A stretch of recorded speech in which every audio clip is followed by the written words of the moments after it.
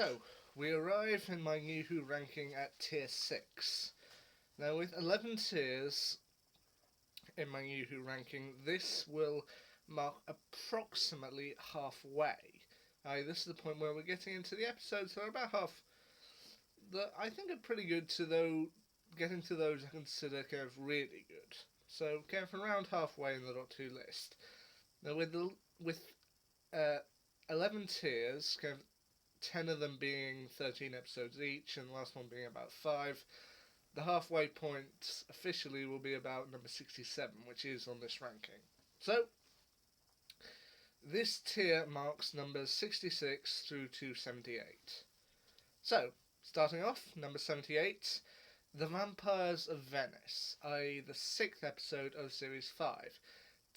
Although we met him in the 11th hour, this is also the first adventure episode for Rory, played by Arthur Darvill, and I think it's a pretty good one. There's also while Doctor Who is no stranger to Harry Potter actors, we get another one here with Helen McCrory playing Rosanna Calvieri, and you know what, Doctor Who and vampires in Venice, you know what, it's still pretty good. Number 77, the 8th episode of Series 11, The Witchfinders. This was another one that was on my Guilty Pleasures marathon, and I do love it. It's a great episode, kind of Witchfinders and the like, and Alan Cumming as King James I. That's always a plus. I will admit, its plot point where the Doctor gets ducked, that was a little predictable, kind of with the Doctor recently becoming a female, but you know what, it's still a fun episode. Number 76, the first episode of Series 11, sticking with Series 11 for now, The Woman Who Fell to Earth. Jodie Whittaker's Doctor certainly kicked off with a bang. And her first episode is just a ton of fun. It's got the right amount of action, the right amount of character, the right amount of love, the right amount of horror. I will admit the villain, Simshar, is a little weak, but you know what? It is doable, and for a first episode, The Woman Who Fell to Earth is still good. Number 75, we've got the Christmas special of 2012, The Snowmen. While other Doctor Who Christmas specials have kind of parodied other stories in the past, such as A Christmas Carol, Narnia and Voyage of the Damned, this one very subtly parodies Mary Poppins, and it does a very good job of it. I would have loved to have seen more of Victoria and Clara, but you know what? For her one episode, she gets a lot of fun, and this is technically a return to Doctor Who for Richard E. Grant, who briefly appeared playing a version of the Doctor in The Curse of Fatal Death back in 1999. And if you haven't seen that sketch yet, I advise you check it out. It's a lot of fun. Number 74, Demons of the Punjab, i.e. the 6th episode of Series 11. Once going back to Series 11 for this, which gives us a look into Yaz's history, which is a nice touch. It's also particularly good to see a period of history that wasn't pleasant, but ultimately did happen, i.e. the partition of India. It's heartbreaking to think about, but it was actually something that really happened, so it's kind of good to go back and see the parts of history that are a bit more grisly and aren't all sunshine and rainbows. At number 73, we've got the New Year's special from 2019, Resolution. A nice return for the Daleks, having been absent from the previous series. And while this episode does go a little overboard, it was the only Doctor Who we got in 2019, and like with the return of Dr. Mysterio, I think it's a pretty good one. Number 72, the third episode of Series 3, Gridlock. The third entry in what I titled the Face the Bow trilogy, i.e. The End of the World, New Earth, and Gridlock. I think this is a nice touch. It is another one that was on my Guilty Pleasures list, and I still love it for that. I will admit there are other episodes that are better than it, but it's a nice end to the Face the Bow trilogy, and also the return of a classic Doctor Who monster, the Macra.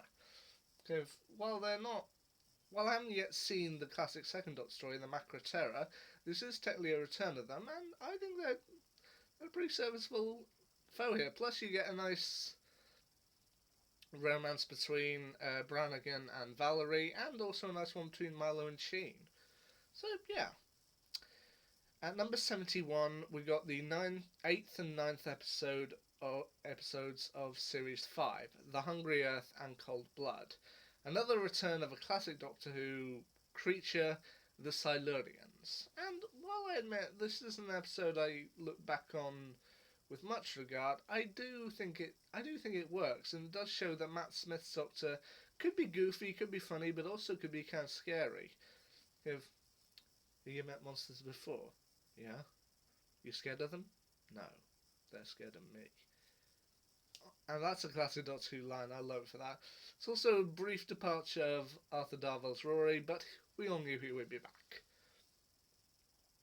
Moving up one spot to number 70, as I mentioned a few seconds ago, we've got the first episode of Series 2, New Earth.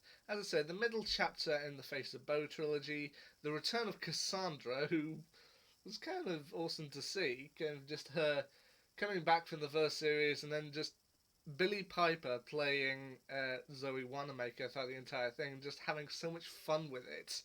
It's beautiful. I will admit, it's probably the weakest entry of the Face of Boe trilogy, but you know what? It's still brilliant. At number 69, the 13th episode of Series 7, The Name of the Doctor. Now, I said in my previous two rankings that if you're going to do a Doctor Who finale with one episode, you have to make it great. And while I felt Battle of Ranskorav, Kolos, and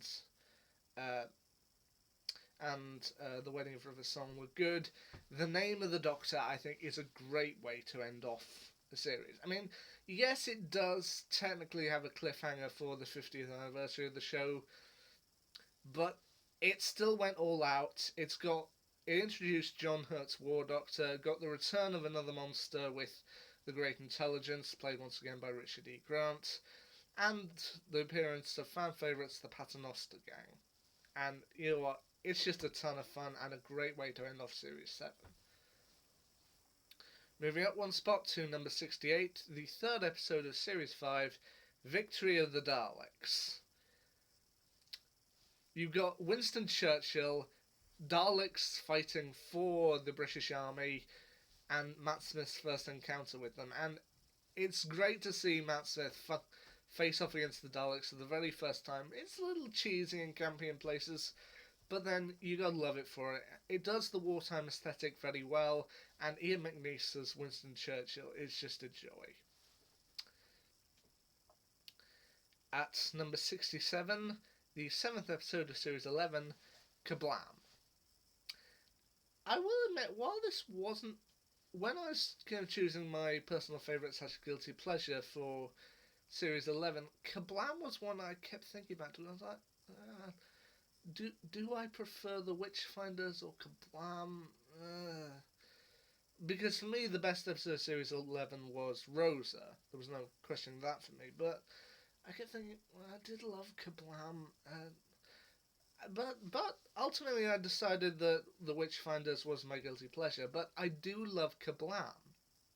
Once again, it's got some great characters with Jarvis Slade and Judy Maddox, and also the appearance in Doctor Who of Lee Mack, who I personally loved seeing his work in Not Going Out.